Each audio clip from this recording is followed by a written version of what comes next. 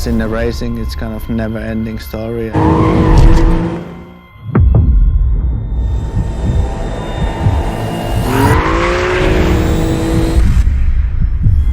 This is the adjustable rear wing. So today your work will be to tune also this. Yeah.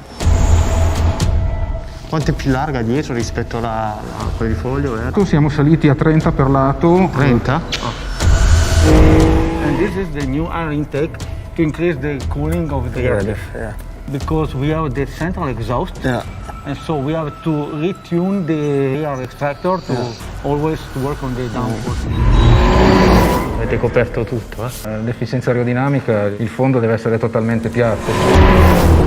We take care about the interaction between the rear wing and the diffuser in the Sauber wind tunnel. The new splitter, and this is the registration Where you can move screws. And in addition, we have a new street legal tires that we have chosen together with Michelin that will guarantee a better grip and a better lap time. It looks nice, and it will be exciting to drive it.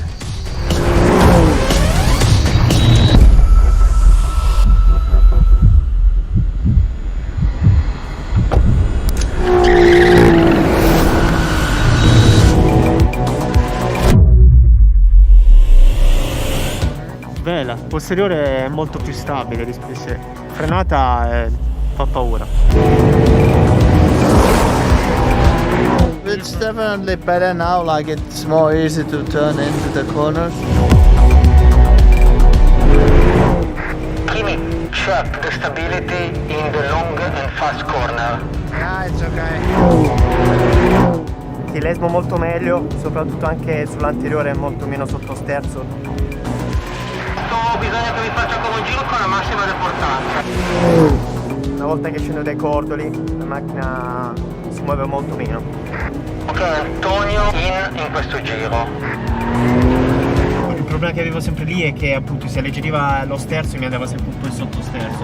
Invece oggi sento meno sotto e Più accompagnata davanti. Soprattutto davanti. Going low downforce. Okay. So you check. So more top speed.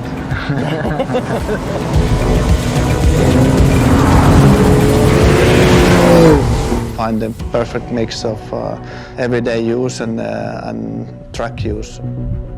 Ed è stato bello appunto soprattutto vedere il miglioramento che abbiamo portato quest'oggi sulla vettura.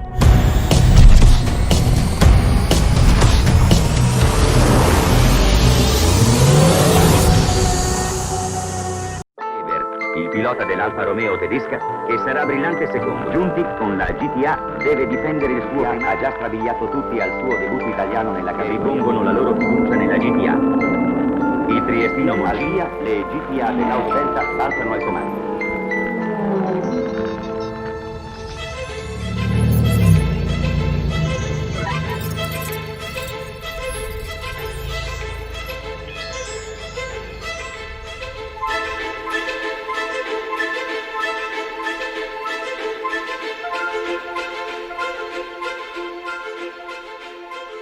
So we often get asked at what point we started designing the GTA.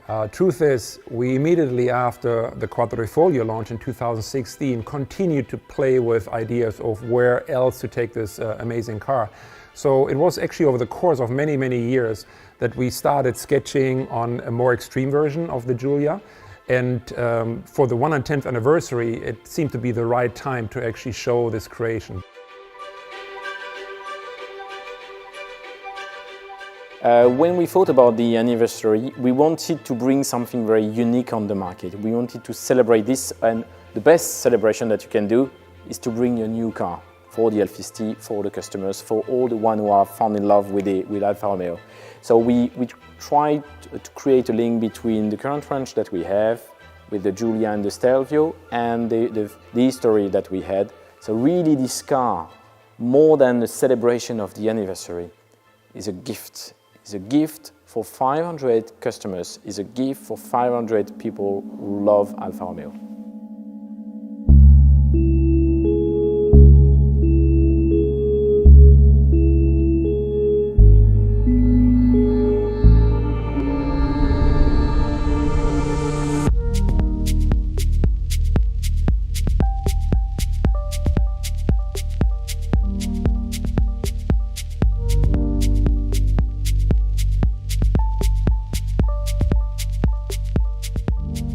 So carbon fiber is a material that we excessively used on the GTA and M for lightweighting. So the whole front part of the car is carbon fiber.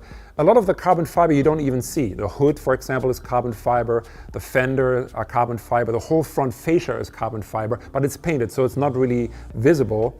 But then there's a lot of exposed parts of carbon fiber, the aero pieces.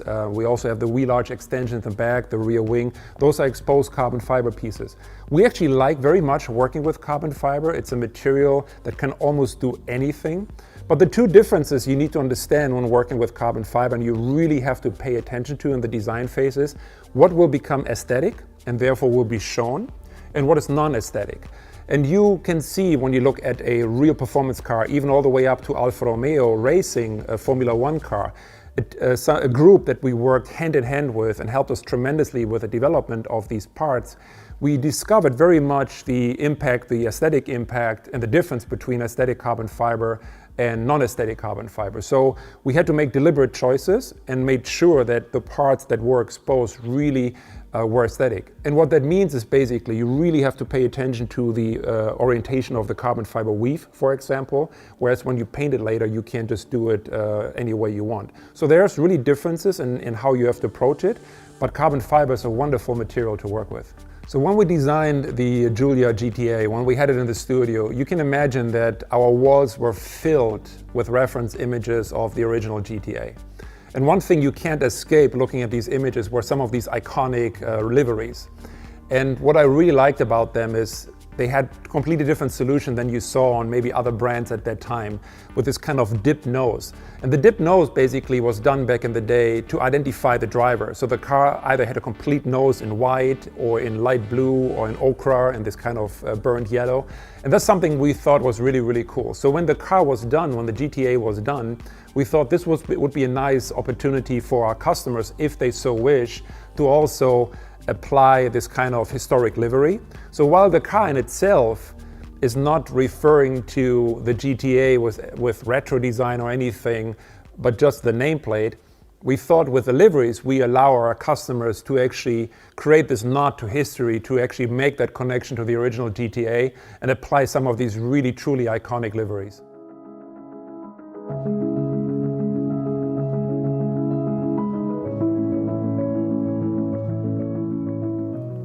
I'm Fabio Migliavacca. I'm the head of product marketing for Alfa Romeo in the EMEA market. We decided to achieve 540 horsepower because it was enough to our target. It was a power to weight ratio, and so reducing the weight, we had the possibility to reach the performance that we wanted without adding too much power. Also because the idea was to keep the rear-wheel drive. On the GTAm we have a specific aerodynamic package. We have a front splitter that is like on the Quadrifoglio and like on the GTA, an electric actuated splitter, so it could go down over a certain speed, but you can also adjust it in what we call the X direction, so in the front of the car manually, to increase the area and the downforce on the front of the car. In the same way, on the back of the car we have this huge rear wing that is adjustable, so the central part could be inclinated in a different position, adjustable manually from the customer, and we will give some guideline to the customer depending from the circuit where the customer will drive for a track day or something like that, giving the aero setup that is the ideal one for that circuit. We worked on the weight reduction on the GTAm and the GTA, working from every single particular of the car. If you look outside the car, the front fascia of the GTA and the GTAm are totally revised for the aerodynamic needs, but are made also in carbon fiber, so reducing the weight. The pieces of the car has been redesigned. For example, the windscreen of the GTA and GTAm is thinner than the standard Quadrifoglio, reducing the weight.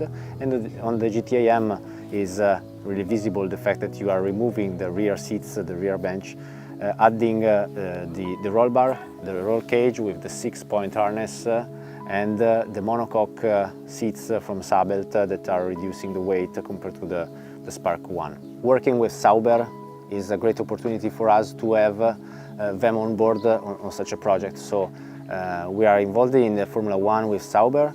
as you know, but having their knowledge and their experience on the GTA project is an added value. So we worked with them also in in-wheel wind tunnel to adjust the aerodynamics on both GTA and GTAm to achieve a better downforce on both cars.